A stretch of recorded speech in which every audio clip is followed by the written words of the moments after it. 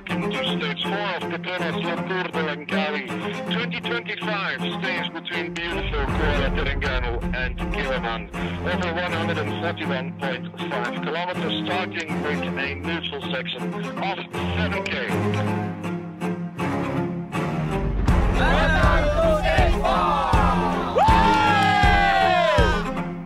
Welcome to the state of Terengganu. Hari ini jarak perjalanan kita 141 km.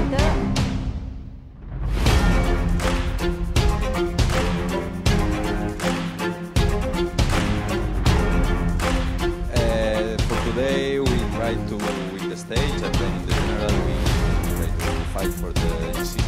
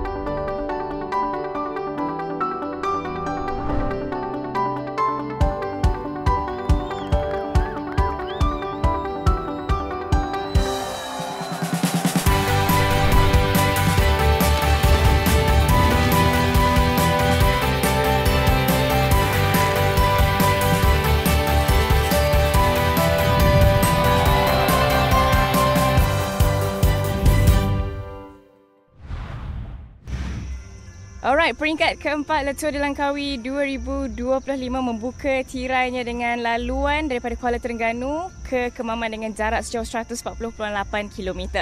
Aksi kali ini cukup menarik dengan 3 zon pecutan dan 1 zon pendakian yang menanti pelumba, dan pastinya bukan sekadar menguji kelajuan tetapi juga ketahanan dalam misi memburu kemenangan, lebih-lebih lagi buat pelumba tempatan yang rata-ratanya berasal daripada Terengganu. Dan inilah dia sorotan perlumbaan Petronas LTDL 2025. Selepas melalui laluan yang agak panjang di perlumbaan peringkat yang ketiga semalam, hari ini para pelumba akan meneruskan kayuhan peringkat yang keempat dari Kuala Terengganu, di mana mereka akan menuju ke Kemaman dengan jarak perlumbaan sejauh 141.5 km, dan tumpuan akan terarah kepada pelumba-pelumba pecut, di mana laluan yang akan mereka harungi hari ini adalah laluan landai di sepanjang perlumbaan dengan hanya 1 zon pendakian yang akan mereka lalui. We know that it's not easy. Today the stage is completely flat, and after the big effort of yesterday, we must see what our legs say, because maybe we are a little tired, but okay, it's the same to everybody. We are really motivated to take the third victory and to try to take some more seconds in the sprint bonification to Aron. Probably it's going to be a sprint, and I hope I will have the power to do the same as 2 days ago. What do you think of the finale, the last few hundred meters? It's one of the technical finals of this Tour of Langkawi, so I think it will be high speed into the chicane. And that's going to be a crucial point to be in good position for the last 2 corners. I hope not only me, I think my teammate also Aci, he also faster now. And then we try together, see the planning. And then if I don't have the space, I think Aci have the space, he can go. And then we don't have too much pressure the race.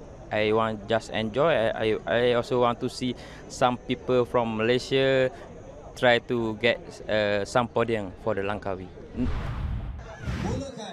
Para pelumba hari ini dilepaskan di dataran Batu Buruk, Kuala Terengganu untuk mereka menuju ke Kemaman dengan perlumbaan yang akan meliputi jarak secara keseluruhannya 141.5 km, dan tumpuan pasti akan terarah kepada pelumba-pelumba yang menyarung jersey utama di mana jersey hijau Petronas dan juga jersey oranye KBS selaku Raja Pecut masih lagi kekal untuk menjadi milik Matteo Maluselli, dengan jersey polka dot Babos O2 pula dimiliki oleh Patrick Eddy, dan Vadim Pronsky memulakan perlombaan dengan menjarun jersey putih rakan muda terbaik Asia.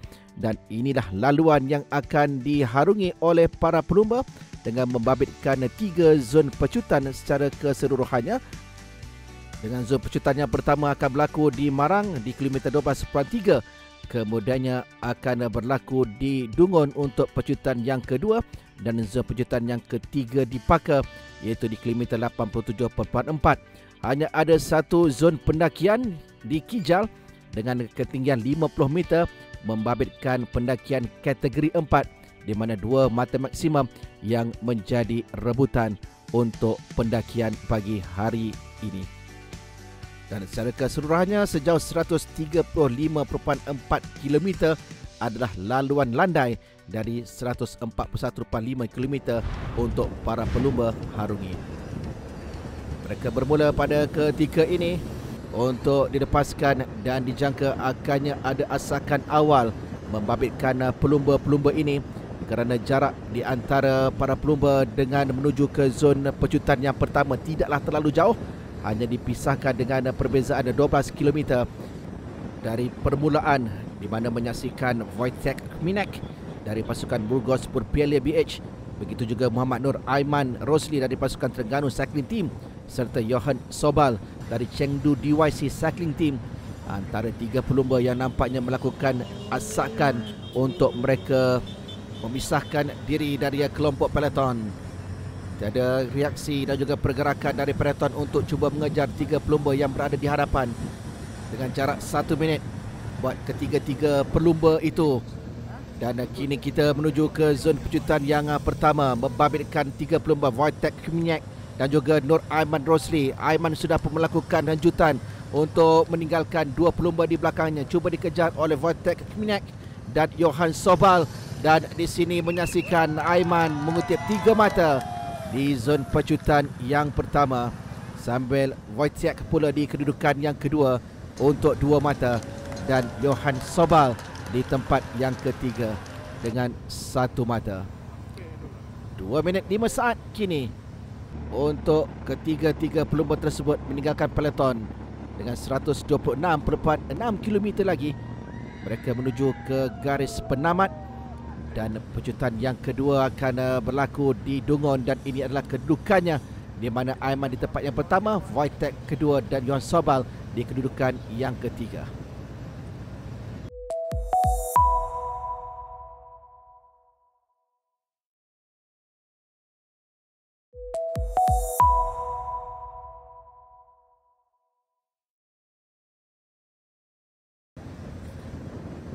Tidak ada sebarang perubahan untuk ketiga-tiga pelumba berada di depan selaku pendahulu, dengan peloton kini dikawal oleh para pelumba dari XDS Astana, begitu juga dengan pelumba Chengdu yang menetapkan tempo kayuhan mereka untuk cuba mengejar pendahulu dengan membabitkan Nur Aiman Rosli, Wojtek Kminek dan Johan Sobal menuju ke sprint 2 yang dijangka akan berlangsung di Dungun di kilometer 66.7.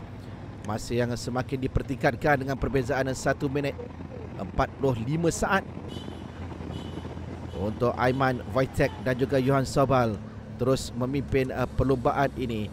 Belum lagi ada gerakan dan juga usaha yang dilakukan oleh peloton dengan tempo kayuhan yang hampir sama, di mana menyaksikan purata kelajuan untuk perlombaan kali ini adalah sekitar 43 km sejam.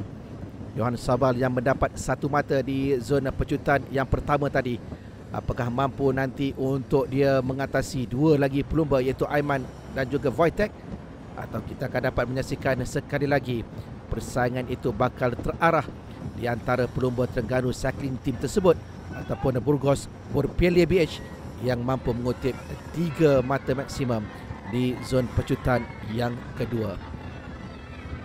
Mereka semakin menghampiri dengan kelajuan kayuhan yang dipertingkatkan. Ini adalah pelumba yang perlu diberikan tumpuan. Wojtek Kminek yang semalam menamatkan saingan di kedudukan yang ke-9 untuk perlumbaan peringkat yang ke-3. Kiminek berada di belakang dua pelumba Aiman dan juga Johan Sobal untuk menuju ke zon pecutan yang kedua.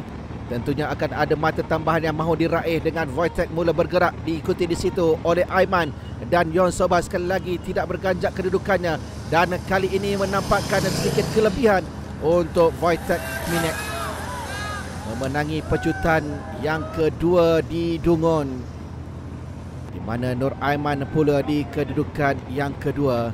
Jadi 5 mata untuk kedua pelumba ini selepas melengkapkan 2 zon pecutan, dan 2 mata buat Johan Sobal dari pasukan Chengdu DYC Cycling Team selepas 1 lagi mata dikutipnya di pecutan yang kedua. Dan ini kedudukan untuk pelumba-pelumba selepas melepasi zon pecutan yang kedua, di mana menyaksikan Wojtek Kiminek yang memiliki 3 mata, diikuti Nur Aiman Rosli dengan 2 mata dan Johan Sobal dengan 1 mata. Berbaki 1 lagi zon pecutan yang ditawarkan di peringkat yang ke-4 ini. 2 minit masih yang ditinggalkan oleh 3 pelumba yang bertindak sebagai leader untuk mengatasi peloton 54.5 km yang terakhir. Mereka akan sampai sebentar nanti di zon pecutan yang terakhir di Parker ini, di mana menyaksikan gerakan kali ini mula dilakukan oleh Nur Aiman Rosli untuk meninggalkan kedudukan Wojtek Kiminek yang berada di tempat yang kedua.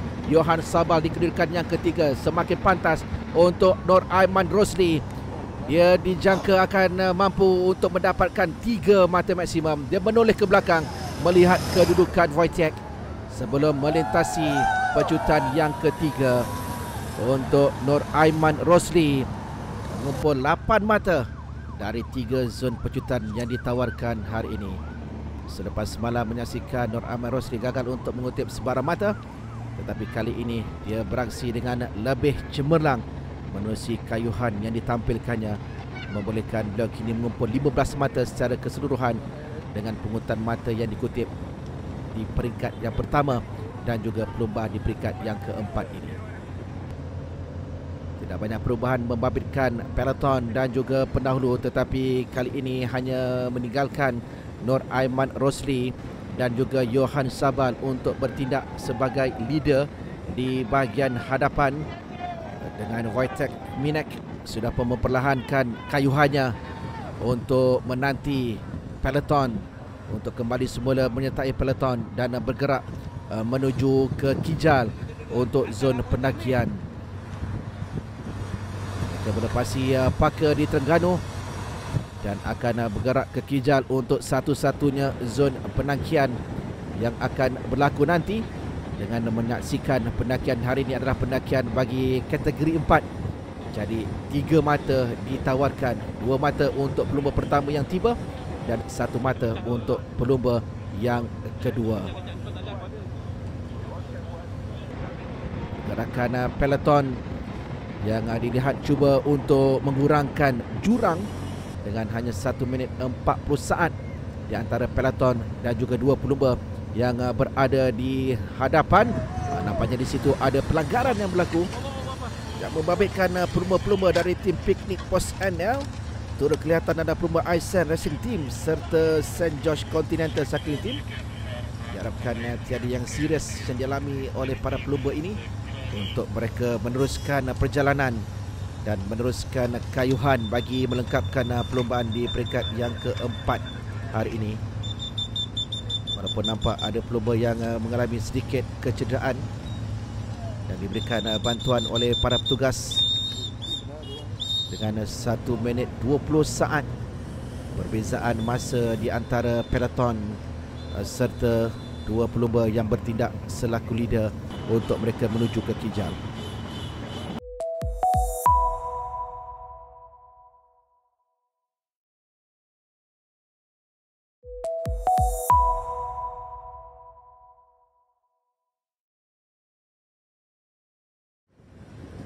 Kabarkan pelumba-pelumba yang mengalami kemalangan kaca tadi meneruskan kayuhan mereka. Dapat kita perhatikan kecederaan kecil yang dialami oleh Hayato Tobaru dan juga Hayato Okamoto, dua pelumba dari Aisan Racing Team.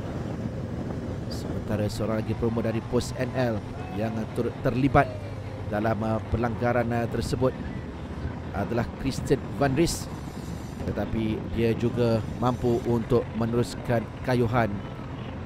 Berbaki 26.8 km untuk perlumbaan ini ditamatkan. Masih lagi ada kelebihan 1 minit 5 saat di antara peloton serta dua pelumba di depan, Muhammad Nur Amir Rosli dan Johan Sobal. Ada satu zon pendakian yang akan mereka harungi. Josh Bennett, pelumba terbaru yang gagal untuk menamatkan perlumbaan di peringkat yang keempat ini. Dan ini adalah pelumba Pos NL yang mengalami kecederaan selepas terlibat dalam kemalangan kecil di Parker sebentar tadi. Tetapi dia masih lagi dapat meneruskan perlumbaan. Momentum yang terus dipertingkatkan oleh Johan Sobal serta Muhammad Nur Amir Rosli bagi memastikan mereka kekal untuk berada di hadapan 500 meter menuju ke zon pendakian satu-satunya yang ditawarkan untuk hari ini. Ada 2 mata maksimum yang boleh dikutip di puncak kategori 4 ini, di mana menyaksikan kayuhan yang dilakukan oleh Nur Aiman Rosli untuk dia berada di depan Johan Sobal dan semakin menghampiri zona pendakian bagi 2 mata. 2 mata yang pertama untuk Nur Aiman Rosli dari zon pendakian di perlumbaan Petronas LTDL untuk kali ini. Barulah tiba para pelumba peloton yang sampai untuk mereka memanjat jarak sejauh 50 meter di zon pendakian itu. Dan kini hanya 12.4 km lagi untuk ditamatkan. Apakah mampu Nur Aiman Rosli serta Johan Sobal terus bertahan dengan gerakan serta kelajuan yang semakin pantas dari kayuhan peloton? Hanya 48 saat saja memisahkannya. Kini Nur Aiman Rosli terpaksa bertindak secara solo apabila menyaksikan Johan Sobal sudah pun mengendurkan kayuhan dan menanti ketibaan peloton yang semakin hampir untuk tiba.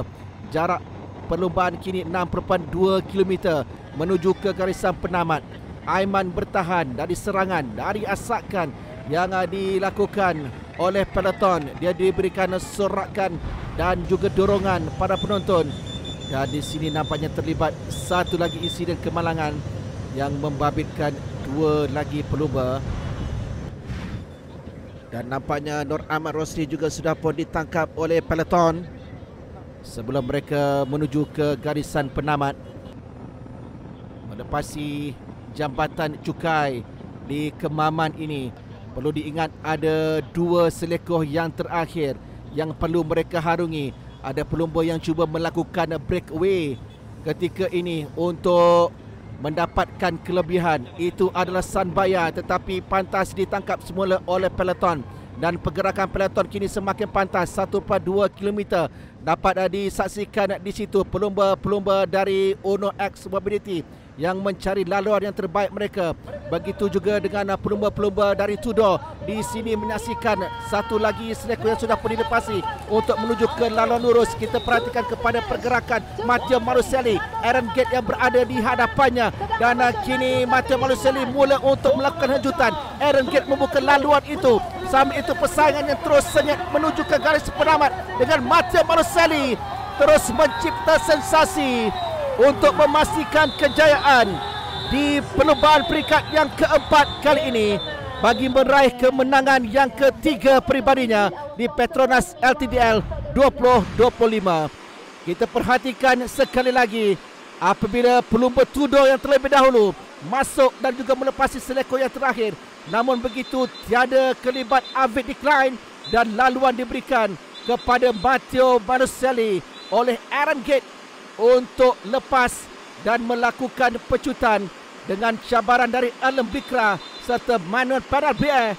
Namun Maluselli bertahan dan tiba di garis penamat mengatasi Penal Bear di tempat yang kedua, Bikra di kedudukan yang ketiga.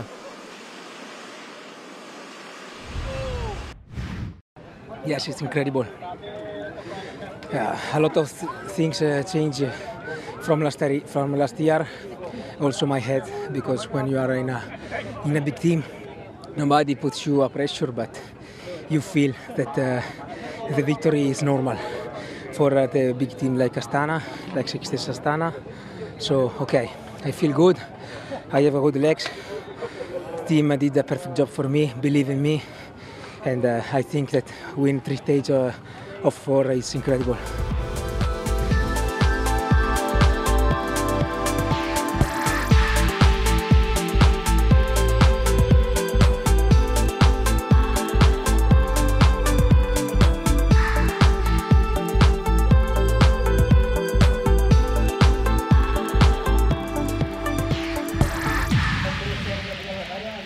Sudah perlombaan peringkat yang keempat dari Kuala Terengganu ke Kemaman sejauh 141.5 km dengan menyaksikan Matteo Maluseri dari XDS Astana di tempat yang pertama, Manuel Penal Bear dari tim Polti Visit Malta di kedudukan yang kedua, dan Erlen Bikra dari pasukan Uno X Mobility di tempat yang ketiga. Muhammad Nur Ahmad Rosli yang cemerlang di 3 zon pecutan dan juga 1 zon pendakian dinobatkan selaku Most Combative Rider, sementara pelumba terbaik Asia Tenggara menjadi milik Muhammad Izzat Helmi Abdul Khalil dari pasukan Malaysia Pro Cycling. Jersey putih rakan muda terbaik Asia kekal menjadi milik Vadim Pronsky dari Terengganu Cycling Team, sementara jersey Polkadot Barbers O2 juga dikekalkan oleh Patrick Addy dari tim Piknik Os NL. Dua lagi jersey utama iaitu jersey Oren KBS selaku Raja Pecut serta jersey hijau Petronas selaku penalu keseluruhan ianya dimiliki oleh Matteo Maluselli dengan kejayaan peringkat yang keempat yang ditampilkan oleh pelumba XDS Astana ini.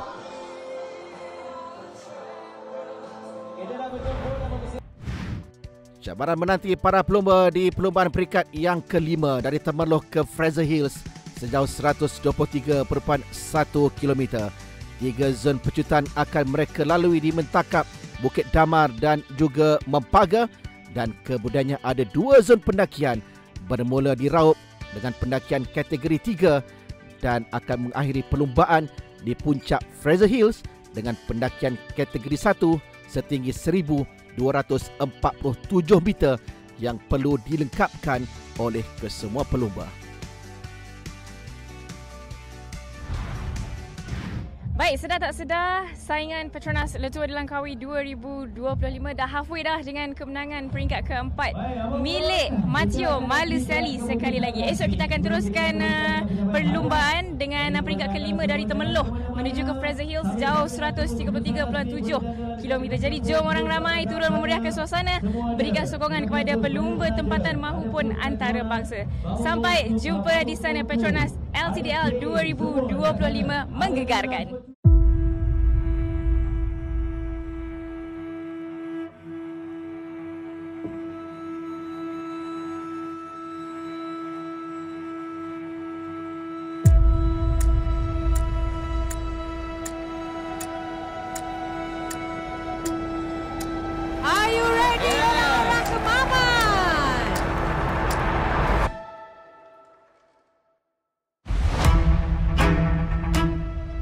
Nantikan pelumba-pelumba yang akan sampai untuk menamatkan perlumbaan di peringkat keempat. Dan dijangkakan rider-rider kita akan